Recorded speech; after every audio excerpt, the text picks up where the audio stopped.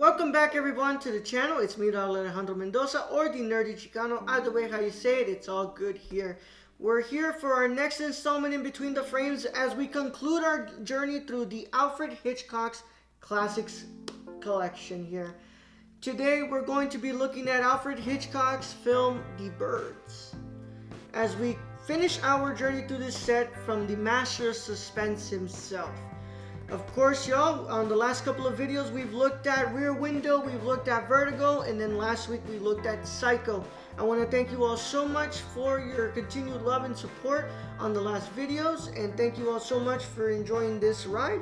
I've been so happy to go ahead and look through this set here. I love this set, and I'm really excited to be able to get Volume 2 on Black Friday, and hopefully talk about that down the line on this channel.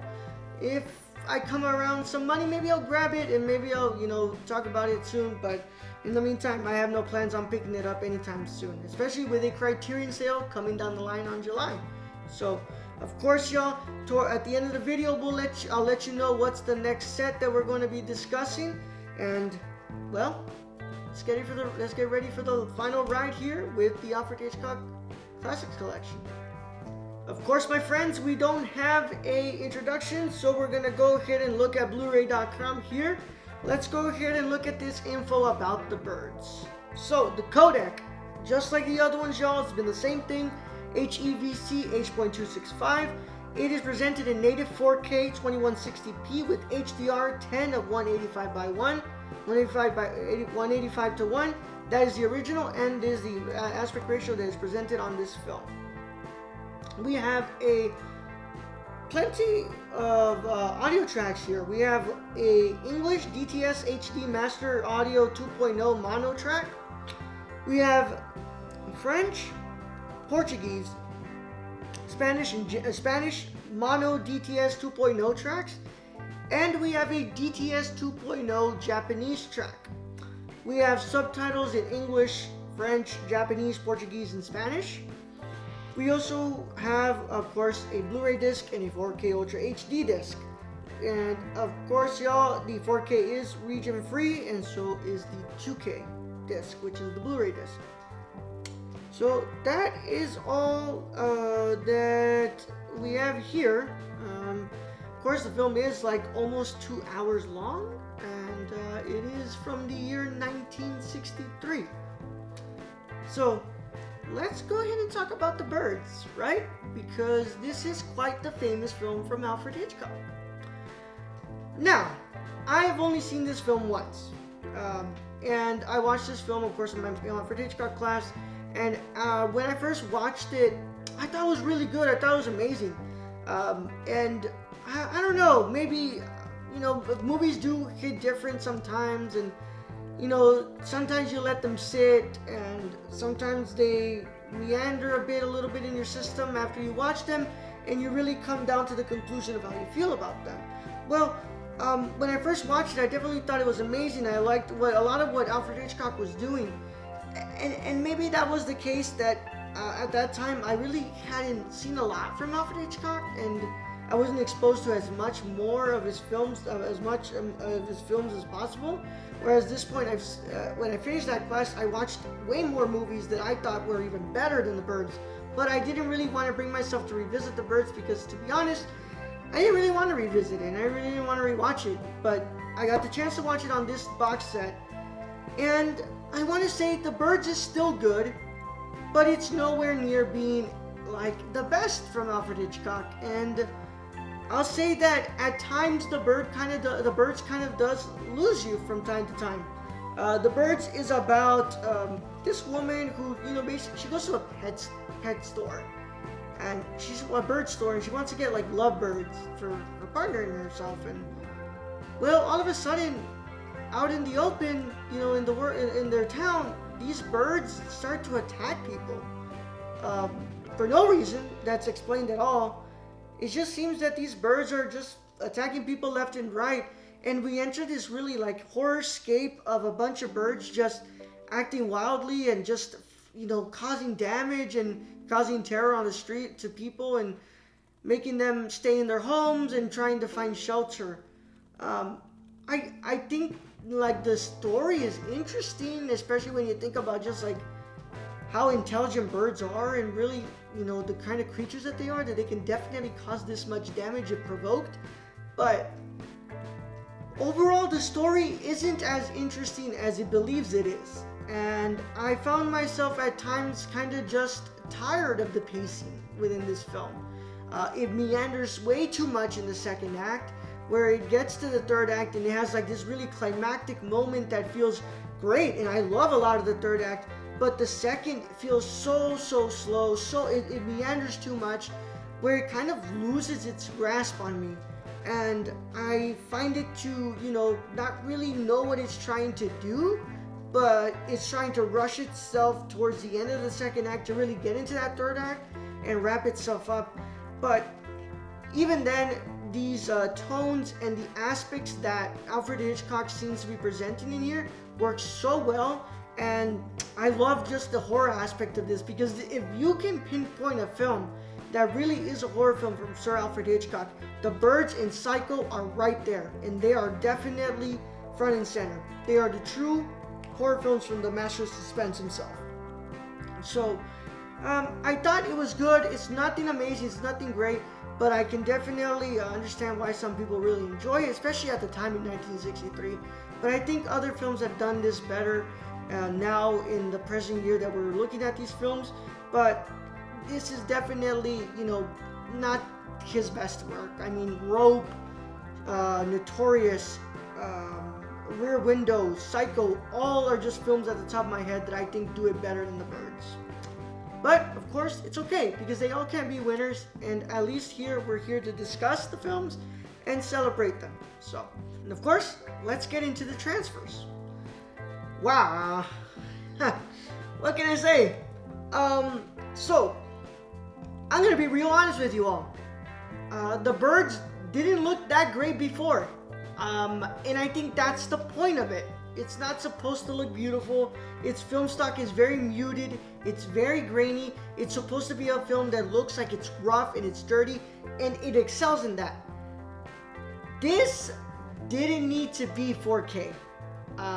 And I know that that's not going to be well received by a lot of people, but at times I found myself just kind of disappointed in this transfer, because they could do a lot more with the presentation of the resolution and getting some of these colors to pop a lot more, where they pop in Vertigo and Rear Window, where, you know, those are films that very much have a muted color palette, but their colors are still able to pop a lot on the screen. Whereas here, I found myself not too impressed with the work that was done on this transfer.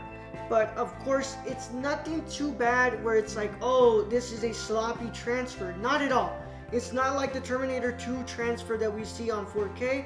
This still looks wonderful, and I think they did some good job on here. But for the work that you see on the last 3 films on this set really does end on a low note when it comes to the transfers for video. I found myself really disappointed with the contrast work and the way that, you know, the tones look.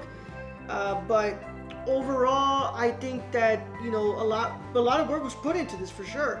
But maybe this was a film that you really didn't have to include in this set, and you could have, like, I don't know, maybe you could have put Rope in there. And Rope, I think a 4K transfer of Rope would have worked so well, and they could put it in here, and The Birds could have been a solo release of Hitchcock's. But of course, that's not what happened, and we have it in here. I'm not too impressed. It's still good, but it's nothing that I'm going to be swinging to the fences for. Overall, I am a little disappointed that this is the one that you end on, but it's not terrible, and we've definitely seen what a terrible transfer can look like in the community. So at least this was good, and I've got to give my hats off for that at least. And pretty much those are the same thoughts going into the audio transfer, because this isn't anything crazy to write home about either.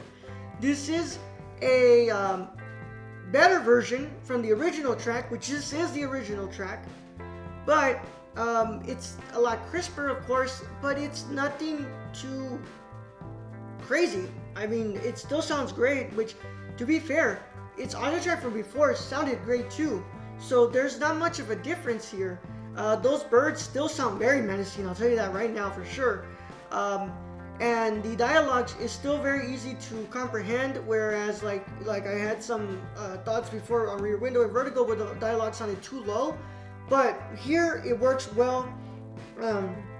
But there's really nothing new to this, not that my ears could catch. And I found myself, same thing with the video transfer, I found myself not too impressed with this transfer, and I hope that that you all enjoy it. But coming from me, in my opinion, I have to say that this just didn't work for me, and I think that a DTS-X maybe would have been a better choice for this. But of course, preserving the original audio track is just as important, and we don't always have to give anything a Dolby Atmos or a DTS-X or a crazy audio restoration. But it doesn't sound bad, but it doesn't sound great. It just sounds good, and sometimes we just have to be, satisfied with that, and that's okay, because the rest of the set is still really good, and I still highly recommend it.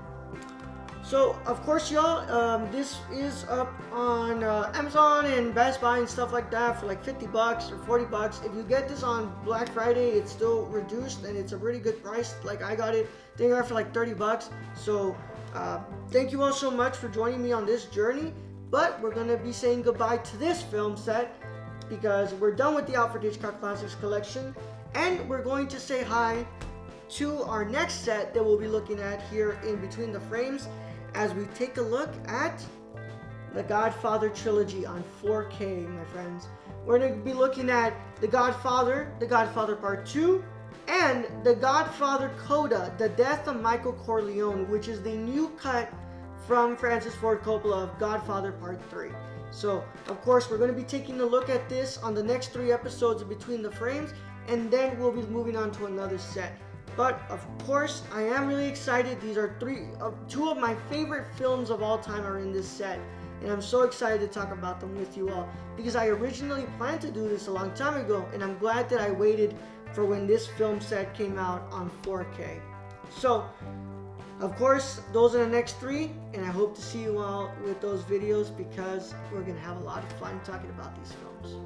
Now, to keep up to date with me on all things social media, make sure you follow me at The Nerdy Chicano on Instagram, Twitter, Letterboxd, and Serialized. Make sure you keep up to date with all that stuff and the stuff that I do on the Nerdcore by going over to thenerdcore.com and youtube.com/nerdcore and twitch.tv/thenerdcore. Do a lot of cool stuff there, y'all. Do a lot of streams, do a lot of movie commentaries, movie reviews, and it's just a lot of fun over there. So go and check that out, y'all. Of course, Nerdcore's my baby, and I will just always try to plug that here as much as I can. Of course, y'all, check out all the other content that I have on here, all things physical media, all things film, and of course, I have a really special announcement coming soon for you all that I hope you all get to watch, and I'm really excited about the future of this channel and everything that I'm doing with it. So, of course, if you want to go ahead and stick around, make sure you subscribe, you turn on the notification bell, and you won't miss a single lick of content here on the channel. And of course, leave a like on this video. Tell me what you think overall about the Alfred Hitchcock Classics Collection, and let me know, are you excited for my journey through the Godfather trilogy on 4K? But of course, my renowned cinephiles and scholars, celebrate the love of cinema. Today, tomorrow, and every day after. I'll catch you all on the next one. Bye, guys.